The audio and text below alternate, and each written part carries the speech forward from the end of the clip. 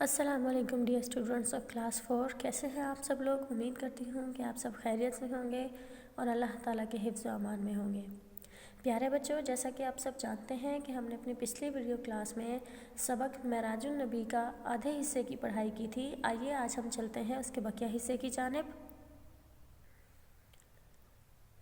اپنی کتاب کا صفحہ نمبر 41 کھولیے۔ پیارے بچوں، پچھلے ویڈیو کلاس میں ہم نے پڑھا تھا معراج النبی صلی اللہ علیہ وسلم کے بارے میں، واقعہ معراج کے بارے میں۔ آئیے آج ہم اس کا بقیہ حصہ پڑھتے ہیں۔ آج کا ہمارا ٹاپک ہے آسمان کا سفر، کہ رسول پاک صلی اللہ علیہ وسلم معراج کے سفر پر گئے تھے، اس کے بعد کیا ہوا۔ مسجد اقصیٰ میں نماز ادا کرنے کے بعد رسول اللہ صلی اللہ علیہ وسلم آسمانوں پر تشریف لے گئے۔ آپ صلی اللہ علیہ وسلم کے اس سفر کو معراج کہا جاتا ہے۔ پہلے آسمان پر آپ صلی اللہ علیہ وسلم کی ملاقات حضرت آدم علیہ السلام سے ہوئی۔ یہاں آپ صلی اللہ علیہ وسلم کو ثواب اور عذاب کے مختلف مناظر دکھائے گئے۔ دوسرے آسمان پر حضرت عیسیٰ علیہ السلام اور حضرت یحییٰ علیہ السلام۔ Come to the next page. تیسرے آسمان پر حضرت یوسف علیہ السلام۔ چوتھے آسمان پر حضرت ادریس علیہ السلام۔ پانچویں آسمان پر حضرت ہارون علیہ السلام اور چھٹے آسمان پر حضرت موسیٰ علیہ السلام سے ملاقات ہوئی۔ ساتویں آسمان پر پہنچے تو ایک عظیم الشان محل بیت المعمور دیکھا، یہاں حضرت ابراہیم علیہ السلام موجود تھے۔ ساتویں آسمان پر ایک عظیم محل جس کا نام بیت المعمور تھا، آپ صلی اللہ علیہ وسلم نے وہ دیکھا اور اس میں حضرت ابراہیم علیہ السلام موجود تھے۔ ساتویں آسمان پر اللہ تعالیٰ سے گفتگو۔ ساتویں آسمان پر پہنچنے کے بعد ساتویں آسمان پر رسول پاک صلی اللہ علیہ وسلم کی گفتگو اللہ تعالیٰ سے ہوئی۔ اس کے بعد حضرت جبرائیل علیہ السلام نے آپ صلی اللہ علیہ وسلم کو سدرۃ المنتہا تک پہنچا دیا۔ سدرۃ المنتہا ساتویں آسمان پر بیری کا ایک درخت ہے، اس بیری کے درخت کا نام تھا سدرۃ المنتہا۔ یہ وہ مقام ہے جہاں سے آگے حضرت جبرائیل علیہ السلام بھی نہیں جا سکتے، جو تمام فرشتوں کے سردار ہیں۔ حضرت جبرائیل علیہ السلام نے رسول پاک صلی اللہ علیہ وسلم کو سدرۃ المنتہا تک پہنچایا اور فرمایا کہ آگے میں نہیں جا سکتا۔ اس سے آگے کا سفر آپ صلی اللہ علیہ وسلم نے تنہا کیا اور اللہ تعالیٰ کی بارگاہ میں انتہائی قریب پہنچ گئے اور اللہ تعالیٰ سے باتیں بھی کی۔ اس موقع پر اللہ تعالیٰ نے آپ صلی اللہ علیہ وسلم کو بہت سارے احکامات بھی دیے، مثلاً اللہ ایک ہے، کوئی اس کا شریک نہیں، وہی عبادت کے لائق ہے، والدین، مسافروں، یتیموں اور رشتہ داروں کے ساتھ حسن سلوک کرنے، فضول خرچی اور کنجوسی سے بچنے، اولاد کو مفلسی کے ڈر سے قتل نہ کرنے۔ مفلسی کسے کہتے ہیں بیٹا؟ مفلسی کہتے ہیں غربت کو، غریبی کو۔ اولاد کو مفلسی کے ڈر سے قتل نہ کرنے اور بے حیائی کے کاموں سے بچنے کی تاکید کی گئی۔ یہاں آپ صلی اللہ علیہ وسلم کو قدرت الہی کی نشانیاں بھی دکھائی گئیں۔ اس موقع پر اللہ تعالیٰ نے مسلمانوں پر 5 وقت کی نمازیں فرض کیں۔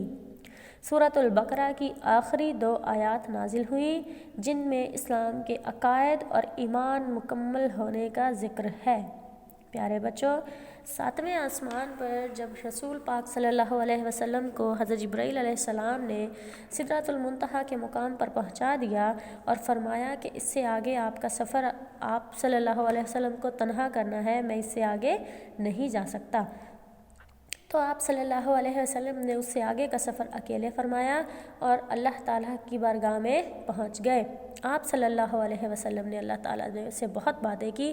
اس موقع پر اللہ تعالیٰ نے آپ کو بہت سارے احکامات دیے، جن میں یہ تھے کہ اللہ تعالیٰ ایک ہے، اس کا کوئی شریک نہیں ہے، وہی عبادت کے لائق ہے، یعنی کہ لا الہ الا اللہ محمد رسول اللہ۔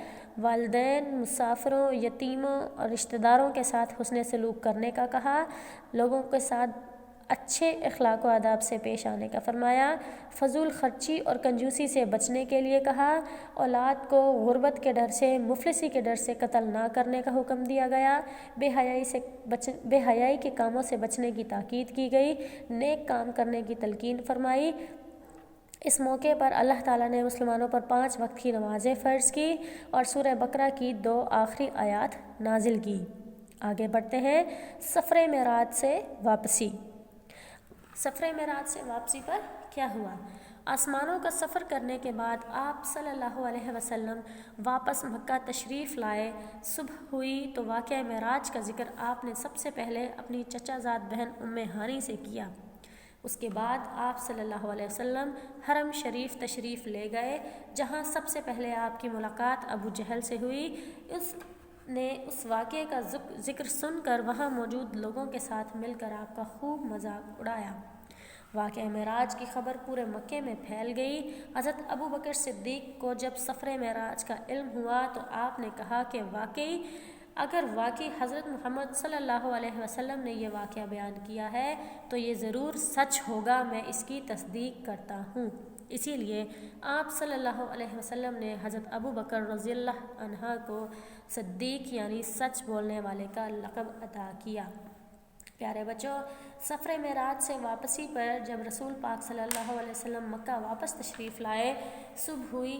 پیارے بچوں، ایک بات آپ کو بتاتی چلوں کہ جب رسول پاک صلی اللہ علیہ وسلم معراج کے لیے نکلے تھے، براق پر سفر کیا انہوں نے، تو اللہ تعالیٰ نے پوری کائنات کا نظام وہیں پر روک دیا تھا۔ پوری کائنات وہاں پہ ٹھہر گئی تھی۔ رسول پاک صلی اللہ علیہ وسلم 7 آسمانوں کی سیر کر آئے۔ رسول پاک صلی اللہ علیہ وسلم اللہ تعالیٰ کی بارگاہ میں بیٹھ کر ان سے باتیں بھی کر آئے۔